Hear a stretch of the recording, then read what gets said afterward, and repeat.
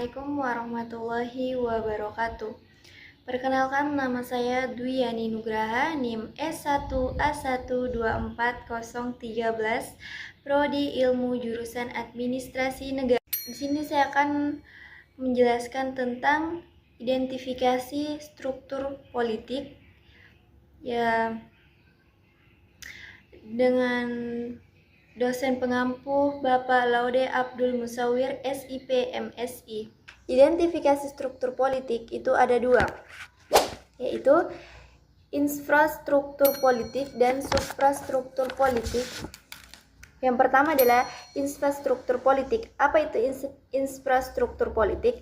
Infrastruktur politik adalah lembaga atau mesin politik non-formal yang berperan secara tidak langsung dalam pengambilan kebijakan-kebijakan politik yang diambil oleh suprastruktur politik guna sebagai penyalur atau penyampai aspirasi dari berbagai kelompok pada suatu negara dalam lapisan manapun. Infrastruktur politik dibagi menjadi 7 bagian. Yang pertama, partai politik atau parpol adalah organisasi yang mempunyai fungsi setidaknya terdapat 5 fungsi dasar sebagai partai politik yang berbadan hukum dan keberadaannya diakui oleh undang-undang, yaitu pertama, fungsi artikulasi kepentingan. Artikulasi kepentingan adalah suatu proses penginputan berbagai kebutuhan, tuntutan, dan kepentingan melalui wakil-wakil kelompok yang masuk dalam lembaga legislatif agar kepentingan, tuntutan, dan kebutuhan kelompoknya dapat terwakili dan terlindungi dalam pembuatan kebijakan publik. Yang kedua, fungsi agregasi kepentingan merupakan cara bagaimana tuntutan-tuntutan yang dilancarkan oleh kelompok-kelompok yang berbeda digabungkan menjadi alternatif-alternatif pembuatan kebijakan publik. Yang ketiga adalah fungsi sosialisasi politik. Sosialisasi politik merupakan suatu cara untuk memperkenalkan nilai-nilai politik, sikap-sikap dan etika politik yang berlaku atau dianut oleh suatu negara. Yang keempat, fungsi rekrutmen politik. Rekrutmen politik adalah suatu proses seleksi atau rekrutmen anggota-anggota kelompok untuk mewakili kelompoknya dalam jabatan-jabatan administratif maupun politik. Yang terakhir adalah fungsi komunikasi politik, merupakan salah satu fungsi yang dijalankan oleh partai politik dengan segala struktur yang tersedia mengadakan konfirmasi, informasi, isu, dan gagasan politik.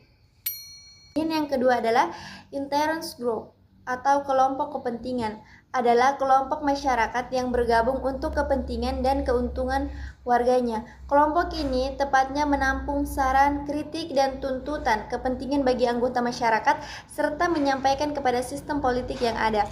Yang tiga, pressure group, kelompok penekan, kelompok yang melontarkan kritikan-kritikan untuk para pelaku politik lain dengan tujuan membuat dunia perpolitikan menjadi maju karena perbaikan dan kekurangan-kekurangan yang disampaikan oleh para kritikus.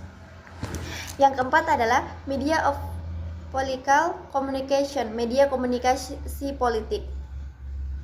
Benda mati yang sebagai perantara penyebar dan pemberitaan singkat kata alat komunikasi politik.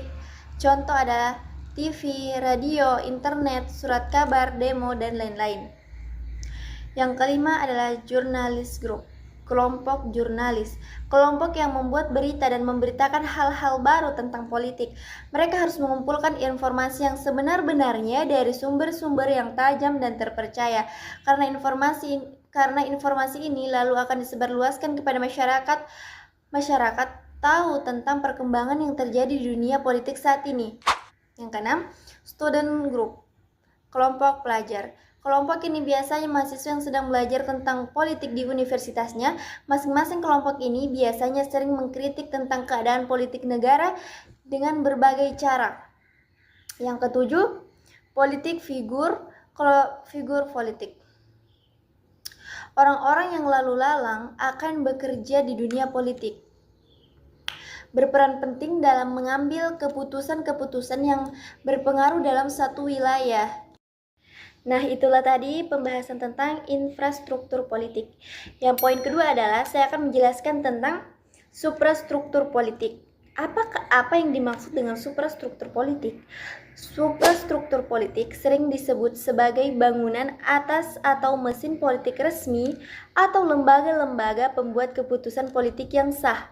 Lembaga-lembaga tersebut bertugas mengkonversi input yang terdiri dari tuntutan, dukungan yang menghasilkan suatu output berupa kebijakan publik. Montesquieu membagi lembaga-lembaga kekuasaan tersebut dalam 3 kelompok. Yang pertama, eksekutif. Kekuasaan eksekutif berada di tangan presiden, kalau di tangan Indonesia adalah kepala negara dan sekaligus sebagai kepala pemerintahan. Yang kedua adalah legislatif.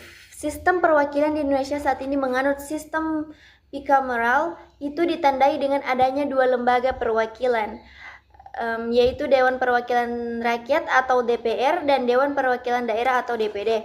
Dengan merujuk asas Trias Politika, di Indonesia kekuasaan terbagi menjadi eksekutif, legislatif, dan yudikatif. Dan yang ketiga adalah yudikatif. Kekuasaan kehakiman pasal 24 Undang-Undang Dasar 1945 menyebutkan bahwa kekuasaan kehakiman merupakan kekuasaan yang merdeka untuk menyelenggarakan peradilan guna menegakkan hukum dan keadilan. Sedangkan di yudikatif itu juga ada Mahkamah Agung dan Mahkamah Konstitusi, Komisi Yudisial. Dan ada juga di dalam Indonesia ditambah dengan satu lembaga, yakni inspektif. Inspektif adalah kekuasaan ini terletak pada lembaga Badan Pemeriksa Keuangan (BPK). Badan Pemeriksa Keuangan (BPK) adalah salah satu badan bebas dan mandiri yang diadakan untuk memeriksa pengelolaan dan tanggung jawab tentang keuangan negara. Anggota BPK dipilih oleh DPR dengan memperhatikan pertimbangan DPD dan diresmikan oleh Presiden. Mungkin hanya ini yang dapat saya jelaskan. Kurang dan lebihnya mohon dimaafkan karena masih sama-sama belajar. Sekian, assalamualaikum warahmatullahi wabarakatuh. Bye bye.